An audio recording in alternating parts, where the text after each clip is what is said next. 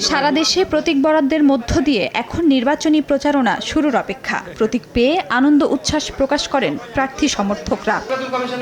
বুধবার সকালে বগুড়া ৬ আসনে বিএনপি চেয়ারম্যান তারেক রহমানকে ধানের শীষ প্রতীক বরাদ্দ দেন রিটার্নিং কর্মকর্তা। পরে জেলা বিএনপি সভাপতি রেজাউল করিম বাদশাহ জানান, ভোটে নিরঙ্কুশ জয়লাভ করবে বিএনপি।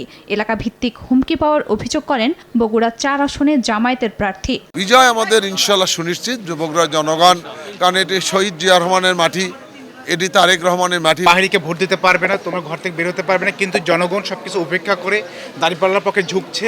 খুলনায় নির্বাচনী পরিবেশ নিয়ে অসন্তোষ জানান বিএনপি ও জামায়াত প্রার্থী। কিছু জায়গায় পুলিশ দাঁড়িয়ে থাকে, কিন্তু পুলিশের মুভমেন্টটা আরো বেশি হওয়া দরকার, বিশেষ করে যৌথ বাহিনীর মুভমেন্টটা। কোনো মনিটরিং নাই, শোকজ নাই, তত্ত্বাবধান নাই। ইট মিনস যে লেভেল প্লেইং ফিল্ড প্রতিপালিত হচ্ছে না। বাছাইকৃত লাল সরিষার দানা থেকে অত্যাধুনিক কোল্ড প্রেস মেশিনে তৈরি হয় প্রাণ সরিষার তেল, আসল ঝাঁঝে আসল স্বাদে। দাড়িপাল্লা প্রতীক বরাদ্দ পেয়ে জামায়াতের কেন্দ্রীয় নায়েবে আমির ও রাজশাহী ১ আসনের প্রার্থী মুজিবুর রহমান বলেন, একটি বিশেষ দলের প্রতি প্রশাসন ও মিডিয়ার সমর্থনের কারণে লেভেল প্লেইং ফিল্ড তৈরি হচ্ছে না। তবে রাজশাহী ২-এ ধানের শীষের প্রার্থী মিজানুর রহমান মিনু বলেন, এবারের নির্বাচন হবে উৎসব মুখর।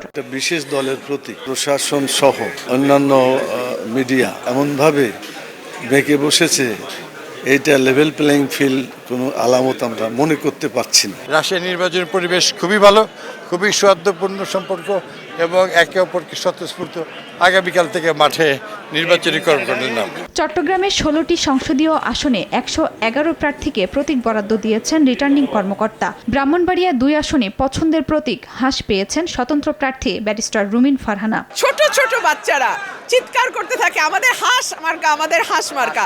সো এই মার্কাটা আমার ভোটারদের মার্কা, এটা আমার মার্কা না। নির্বাচিত হলে মাদক নির্মূল ও কিশোর গ্যাং নিয়ন্ত্রণের প্রতিশ্রুতি দেন নেত্রকোনা ১ আসনের ধানের শীষের প্রার্থী ব্যারিস্টার কায়সার কামাল। আমাদের প্রত্যেকের দায়িত্ব এই গণতন্ত্রকে পুনঃপ্রতিষ্ঠা করা এবং গণতান্ত্রিক কালচার যেটা বাংলাদেশে ছিল সেই কালচারটাকে আবার সুপ্রতিষ্ঠিত করা।